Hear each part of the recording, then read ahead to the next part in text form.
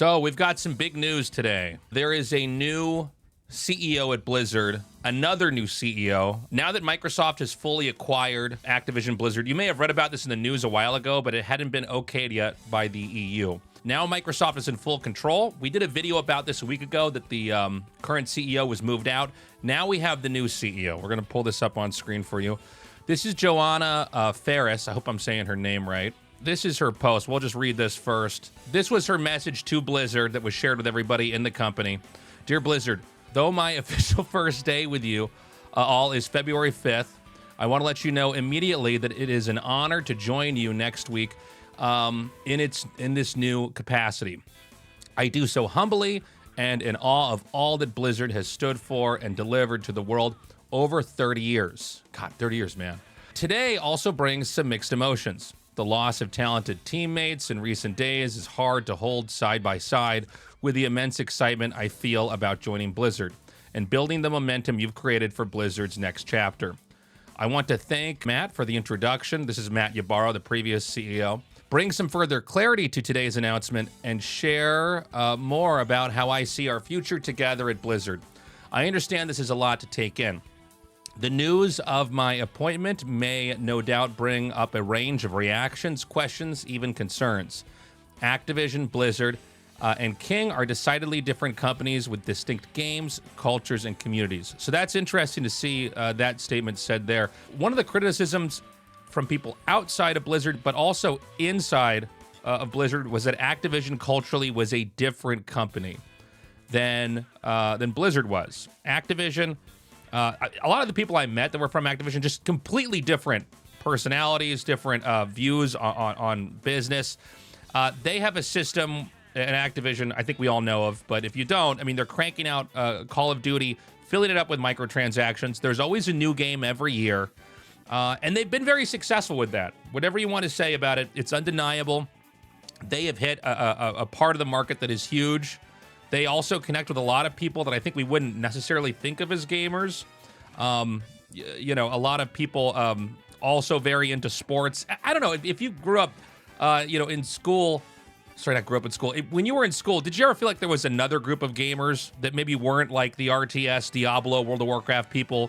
I don't want to say bros, but, it is a different culture. But the big challenge with Activision Blizzard is that, Blizzard was a company that made games you kind of stayed in forever. You never needed to leave. There was apparently a lack of patience with the people at Activision for how long it would take for Blizzard to work on certain titles, how quickly they could make things profitable. For instance, Esports was not a profitable venture. I know that there were frustrations with Activision about that. But I think, the secret sauce at Blizzard was that approach to their games, and that's why they were making games that really weren't like anything else. I'll talk more about that in a second, but I just wanted to touch upon that.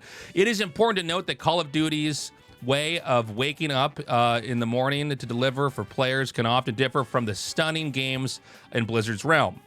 Kind of like what I was saying earlier. Each with different gameplay experiences, communities that surround them, and requisite models of success. I've discussed this with the Blizzard leadership team, and I'm walking into this role with sensitivity to those dynamics and deep respect for Blizzard as we begin to explore taking our universes to even higher heights. I am committed to doing everything I can to help Blizzard thrive, with care and consideration for you and for our games, each unique and special in their own right. I'm optimistic about our ability to serve our current and future player communities, and to further amplify the shared passion for greatness, polish, and creative mastery that is a hallmark of Blizzard's approach to game making. Next week, I will be in Irvine, and I am eager to connect with many of you as soon as possible. So this is just, for people at the company that wanted to meet with her. A couple personal facts about her. Number one, job in life is raising two amazing boys. In addition to parenthood, a typical week for me includes daily yoga, prayer, and, of course, playing video games. Big Diablo 4 fan here. I went and looked on LinkedIn. Where's LinkedIn? Over here. Is there a way to join? Oh, I have to join to view the profile? Oh, that's annoying. All right. What I did see with her LinkedIn profile, I'm not going to log into it right now. She had a previous career in the NFL for about 12 years. So that's pretty interesting. We just saw Overwatch League effectively get killed. A lot of my friends that worked on Overwatch League were laid off. So obviously that's always sad news. Call of Duty League is still going on in some capacity. I'm not super up to date with what's happening with that, but I would imagine that Activision's still going to try to run that and see what they can get done with it. But she has a background in sports and conventional sports at that.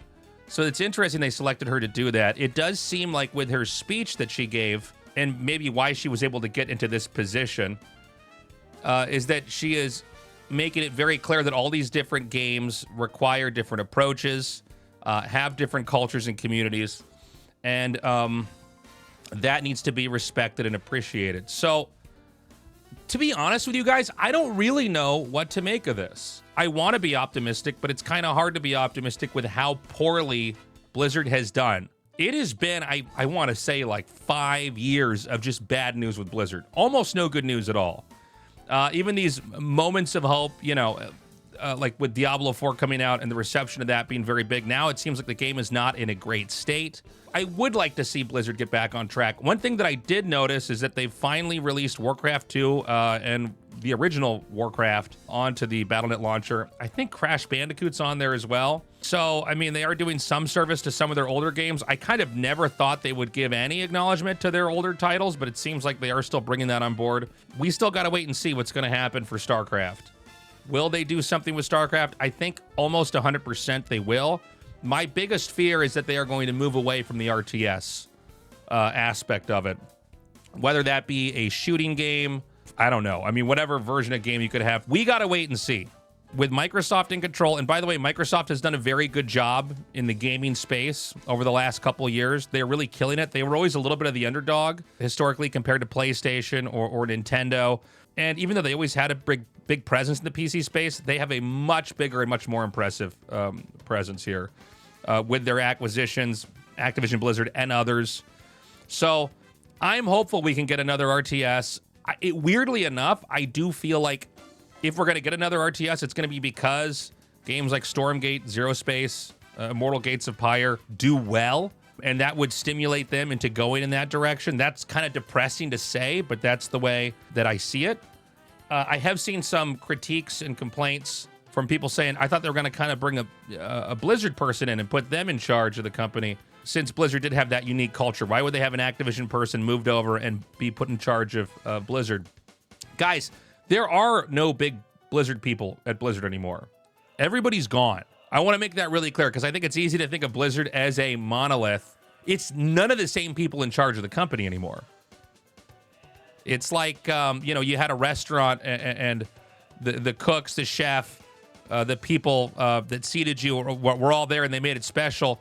And now they're gone. And there's a new group of people that are going to run it. We don't know what they're going to do with this new place. I'm hopeful they can do something cool. But we got to wait and see. I do think that the Activision Blizzard, the Microsoft purchase of Activision Blizzard probably is the best news we could have had in a long time. Keep in mind this as well. Blizzard does not have any of their game developers specifically. So that's a little bit weird. They own the IP, these new people that are there. They have great artists, and I think Blizzard will always have great artists. And this is always one of Blizzard's strongest suits was the art and the style and a lot of the universes they could make. But getting people that can make the most cutting-edge games in the world, that's a big challenge. That being said, maybe they just need to start to crank out more, boilerplate games like a lot of these other companies do, get revenue, and try to start over from there. I don't know. Let's see what happens. Let's give this person a chance. If they are going to go back into this, keep in mind, from HOTS to StarCraft, a lot of those games were made almost entirely with esports in mind, or like that was a big part of it. There's still potential to do something with that. I don't know what's happened so much with Hearthstone esports, but that used to be a big thing as well. If Riot wasn't doing as well as they were, I would be worried for esports as an entire industry. But the fact that Riot has been killing it and killed it harder with League of Legends than any title ever has. The fact that Counter-Strike 2 is now out, that everybody's been playing that, CS has been going strong. Valorant has now hit the market, and that seems to be doing very well. So I am curious, is there going to be a foray in esports? Are they going to have a different approach? To be frank, what they were doing for StarCraft 1 and StarCraft 2, I'm talking about the Mike Morhaime era of Blizzard, the support they gave there was tremendous, and it was like a small, tiny little fraction of the cost that the big waste of money that Overwatch League was. So let's see if they can do something to win back our scene and these other scenes. I think there's a lot of ways they could do that. But for now, we got to wait the next couple months, probably through the whole year. We're going to get an idea of what's going to be next. Guys, keep in mind as well, Blizzard, in whatever iteration it's been in, seems to be a company that does listen to feedback. I think a lot of times, at least in my experience, people give me feedback about StarCraft, what they like and don't like about it. You can go talk to Blizzard. Remember that red shirt guy that humiliated Blizzard, and then Diablo 4 was announced way earlier than it was supposed to be announced? Positive and negative feedback, they seem to listen. So, you know, we're all older now, and we've got money to spend, so hopefully we can, you know, talk them into maybe a StarCraft theory or something else like that. Anyways, thank you so much for watching this video. Let me know what you think about that in the comments. I'm sorry couldn't log into LinkedIn there. I was a little bit caught off guard by that. Yeah, please subscribe. We're going to be doing a lot of other RTS content on this channel, but we do talk about news updates like what we see here. Go to tastelessthreads.com, my merch shop, and have an amazing day. Bye-bye.